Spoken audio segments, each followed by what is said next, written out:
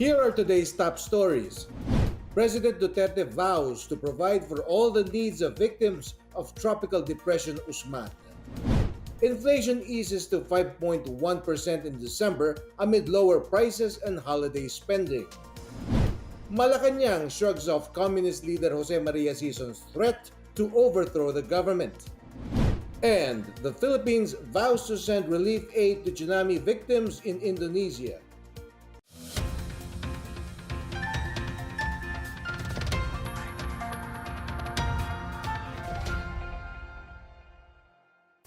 Good day, I'm Pia Rosas Marato. Welcome to the PNA Newsroom.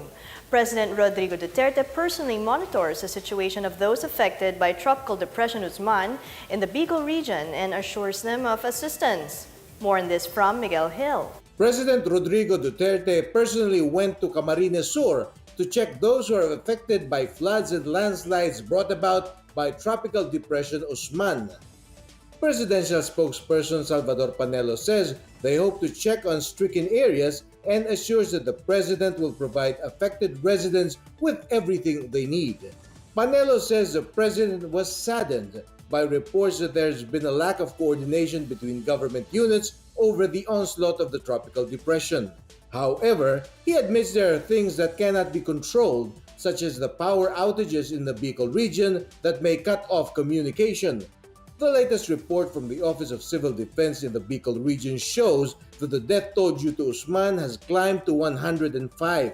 The highest death toll was reported in Camarines Sur with 57 deaths, followed by Albay with 18, Camarines Norte with 15, 8 in Sorsogon, and Masbate with 7. Meanwhile, damages and losses wrought by Usman to agriculture have increased to 816 million pesos. For the PNA Newsroom, I am Miguel Hill. The Budget Department assures agencies of funding for the first quarter of the year despite the pending budget in Congress. The Department of Budget and Management directs state agencies to obligate their first quarter funding requirements.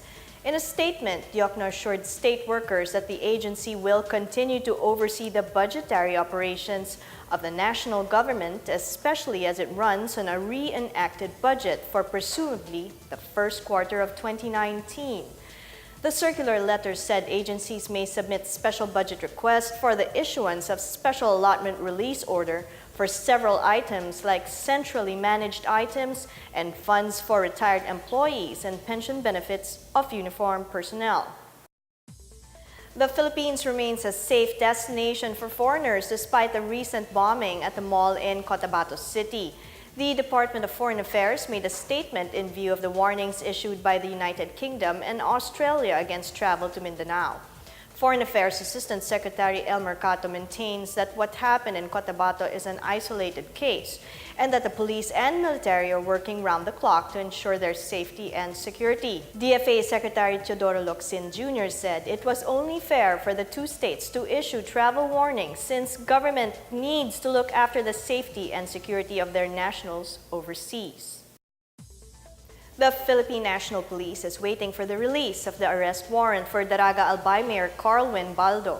The mayor is implicated as a mastermind in the killing of Ako Bicol Party List Representative Rodel Batocabe and security escort SPO2 Orlando Diaz. Baldo and his cohorts are facing charges of double murder and multiple frustrated homicide. PNP Chief Oscar Albayalde says they have in their custody two suspects who admitted to being part of the group that killed Batocabe on Baldo's orders. On the other hand, one of the suspected gunmen, identified as Henry Yusan, surrendered to government troops in Sorsogon. Albayalde says they are also looking into the angle that the higher-ranking figure is involved in the killing of Batocabe. Organizers anticipate the arrival of over 21 million devotees for this year's Traslacion Fest. Meanwhile, no Filipinos are reported harmed in a train crash in Denmark. More on these and other news around the metro from Benj Bondok. Organizers of the annual Black Nazarene Feast anticipate over 21 million devotees to join Traslacion in the fiesta activities which started on December 31 until January 9. The procession spans from Quirino Grandstand to the Minor Basilica of the Black Nazarene along Quezon Boulevard in Manila. Devotees with health conditions are urged to stay at prayer stations instead of joining the procession. A novena will be held at the Quiapo Church on January 8, followed by the Fiesta Mass and Holy Prayer at the Quirino Grandstand and the Traslacion the next day. Meanwhile, former Congressman Glenn Chong appealed to the National Bureau of Investigation to look into the death of his aide Richard Santillan. Chong requested for a reconstruction of the events leading to Santillan's death. The PNP tags Santillan as a member of a syndicate and was killed during a legitimate operation. Chong insists his expose on election irregularities was the motive for the attack. In other news, the Department of Foreign Affairs says no Filipino was among the casualties in the train accident in Denmark that killed 8 and wounded 16 others. The commuter train was heading towards Copenhagen from Odense City when it was hit by an object from a freight train crossing the opposite direction at the Great Belt Bridge. There are about 12,000 Filipinos in the Scandinavian country. For the PNA Newsroom, I'm Bench Bondo. Still to come, inflation eases to 5.1% in December amid lower prices and holiday spending. Malacanang shrugs off Communist leader Jose Maria Sison's threat to overthrow the government. More on these when the PNA Newsroom continues.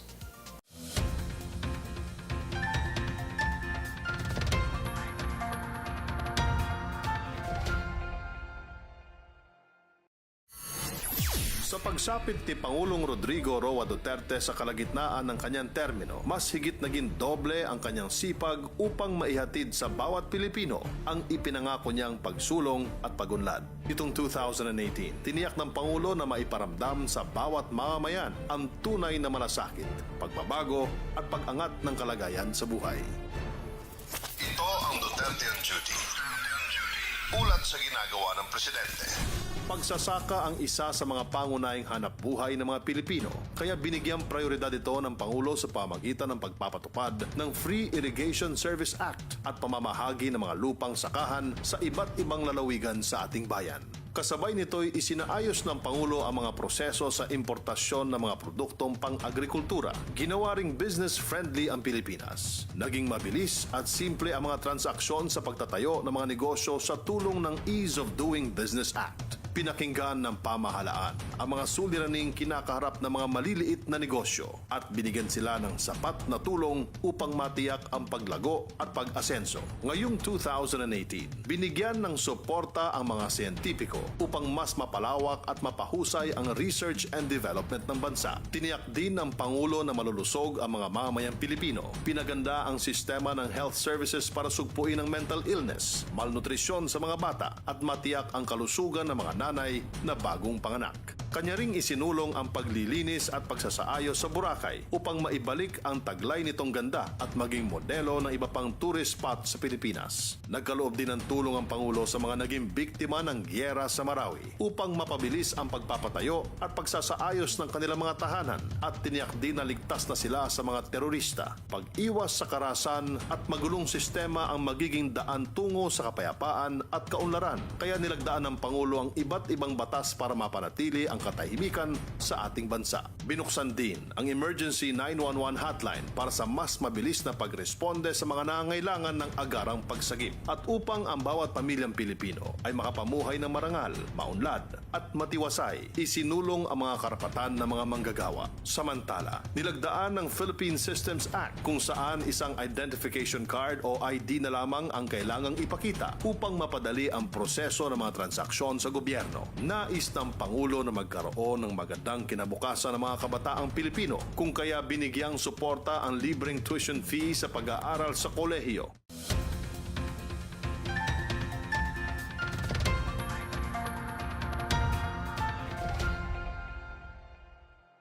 Inflation in the country eased in December 2018 as the consumer price index dropped to 5.1% from 6% a month earlier. The December rate is the lowest since June 2018, brought about by the continuous fall of food, alcohol, and transportation prices, and amid holiday spending. Other factors were the downtrend in global oil prices, the strengthening of the peso, and the boost in rice supplies. The Bangko Sentral ng Pilipinas had forecasted an inflation rate of 5.2 to 6% for December. Malacanang has shrugged off the threat of Communist Party of the Philippines founder Jose Maria Sison for the ouster of President Rodrigo Duterte this 2019. Presidential spokesperson Salvador Panelo says a communist terrorist group has pursued the fall of the government throughout its 50-year existence, but to no avail. He adds that the ranks of CPP and PA are aging and declining as they have failed to recruit younger members without resorting to coercion or intimidation. Panelo also reiterates that the president enjoys the support of a huge majority of Filipinos. Panelo said it's about time that Sison should be enlightened and realize that his rebellion has failed. Malacanang extends help to the victims of bombing in Cotabato City. Meanwhile, Cagayan de Oro City regulates the use of plastic bags. More on these stories from the provinces from Janice Cave. In Cagayan de Oro City, the single use of plastic bags are strictly prohibited. 89 violators were caught throughout the main city markets during the first 2 days of implementation. The city government says this was their challenge in the meantime, as some vendors or store owners have asked local enforcers to let them use up their remaining plastic bags. In Cotabato City, the relatives of 2 persons who died in the pre-New Year bombing received financial aid from Malacanang. The relatives of fatalities, Jonathan Torribiano and Mariam Cali, received cash assistance from the office of President Rodrigo Duterte. They also received assistance from former Special Assistant to the President, Bongo. Meantime, Defense Secretary Delfin Lorenzana and Interior Secretary Eduardo Año met with the city's Peace and Order Council to get updates on the ongoing investigation. In Pangasinan, the City Tourism Office has recorded over 500,000 visitors to the famous 100 Islands National Park in Alaminos City. This despite a 2% decrease in tourist arrivals due to weather disturbances and floods. The park hopes to add more staff in preparation for the Holy Week and the summer season. For the PNA Newsroom, I'm Janice Cave. Up next, the Philippines assures relief aid to tsunami victims in Indonesia. Displaced farmers in Marawi City received cultivators and seeds from the United Nations.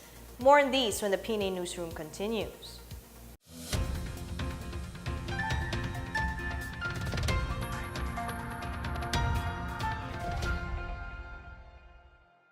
Higit pa niyang pinagtibay ang pagsugpo sa paglaganap ng iligal na droga. Patuloy naman ang pagtulong sa mga kababayan nating nalulong sa masamang bisyo. Kasabay nito'y hindi niya pinabayaan ang ating mga overseas Filipino workers o OFWs. Sa ilalim ng Build, Build, Build, napasigla ang ating ekonomiya, mas dumami ang mga infrastrukturang magsisilbing tulay sa malawakang pag-unlad ng ating bansa. Mas pinalakas din ng ating Pangulo ang ugnayang panlabas ng Pilipinas sa kanyang pagbisita at pagdalo sa mga mahalagang pagtitipon ng mga pinuno ng iba't ibang bansa. Ang makasaysayang pagbabalik ng Balangiga Bell sa bansa na nagsilbing hudyat ng paghihilom ng sugat na bunga ng digmaan sa pagitan ng Pilipinas at Amerika noong 1901 ay ngayong 2018 din naganap. Laging iginigiit ni Pangulong Duterte na ayaw niya sa korupsyon, kaya naman walang humpay ang kampanya laban sa mga irregularidad at iligal na gawain sa iba't ibang ahensya ng pamahalaan. Labis-labis ang pagmamalasakit ng ating Pangulo sa bawat Pilipino. Sinikap niyang maging sandalan siya ng ating mga kababayan sa lahat ng krisis na kinakarap ng bansa ngayong 2018. Nakiramay siya sa mga naging biktima ng iba't ibang kalamidad tulad ng sunog, pagguho ng lupa, malalakas na bagyo at mga pagbaha. Personal niyang tinututukan ang pagtiyak sa kaligtasan ng ating mga kababayan tuwing may nananalasang bagyo sa bansa. At bilang patunay ng kanyang walang sawang pagdamay sa bawat Pilipino, inilunsad ang Malasakit Center na nagsisilbing one-stop shop upang mapabilis ang pagkakaloob ng serbisyong medikal at pagkakaloob ng libreng gamot sa mga mahihirap na pasyente. Walang kapaguran sa paglilingkod sa kanyang mga kababayan si Pangulong Rodrigo Roa Duterte. Asahan natin na sa pagpasok ng 2019, lalo niyang pagbubutihin ang pagbibigay ng serbisyo sa ating lahat. Asahan niyo din ang patuloy na pakikipag-ugnayan ng PCOO sa sambayan ng Pilipino upang maipahayag ang lahat ng ito.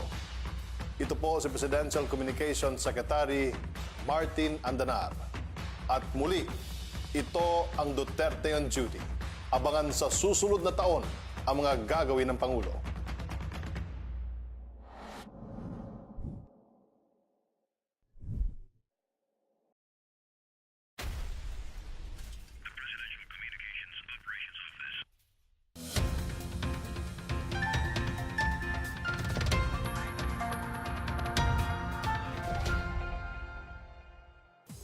The Philippines plans to send financial assistance to villagers in Sunda Strait in Indonesia, which was struck by a volcanic tsunami last December 22.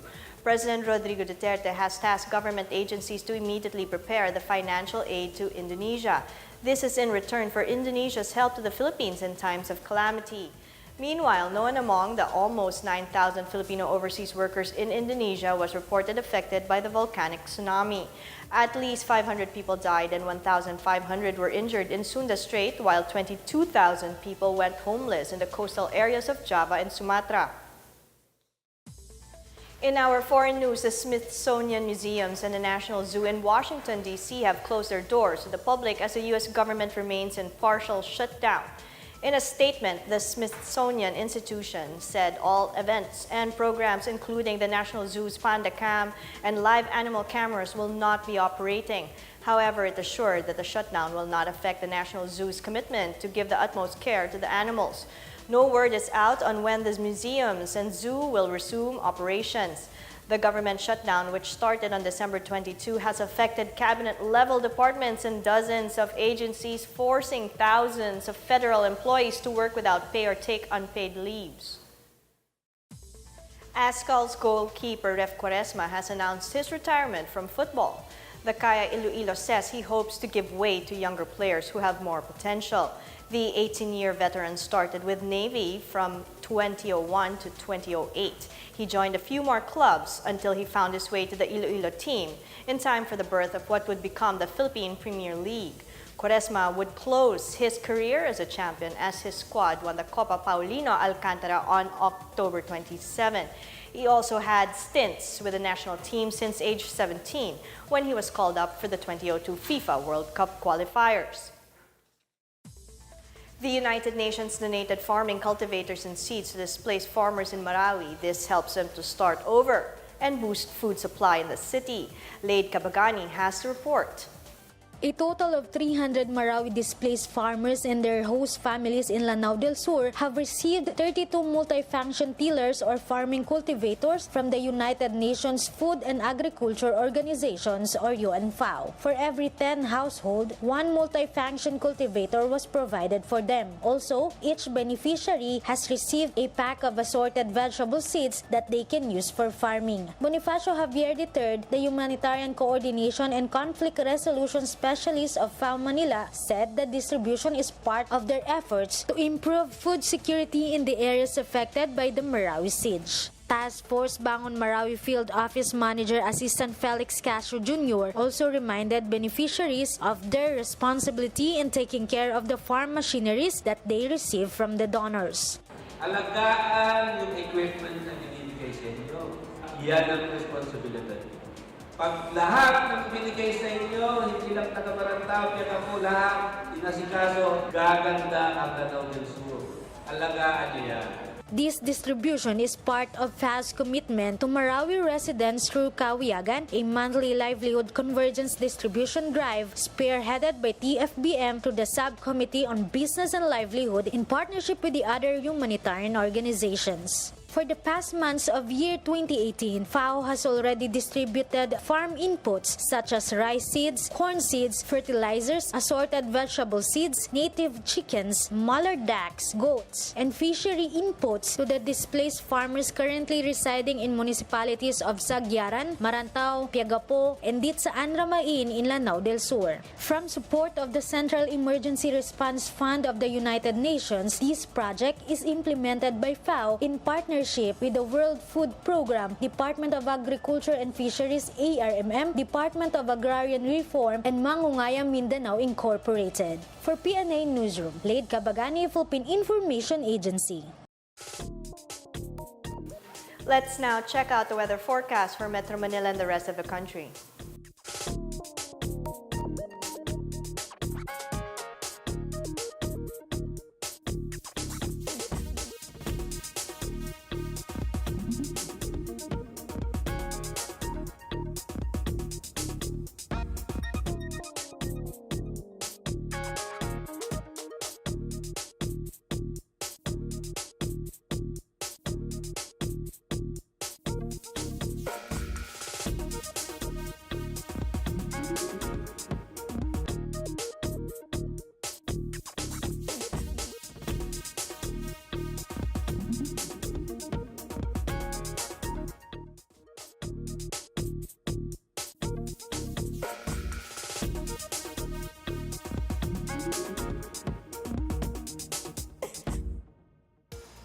Let's take another look at today's top stories.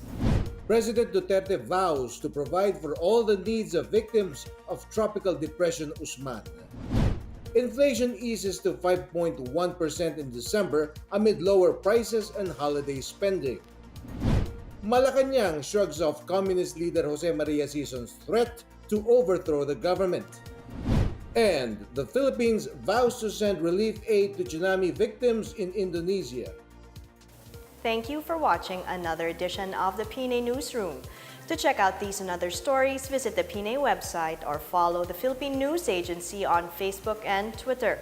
For more stories about the government and how it serves the Filipinos, look for these hashtags in all of our social media platforms and websites. And that's your daily dose of the latest news and information that you need to know from the PNA Newsroom. I'm Pia Rosas Morato. Good day.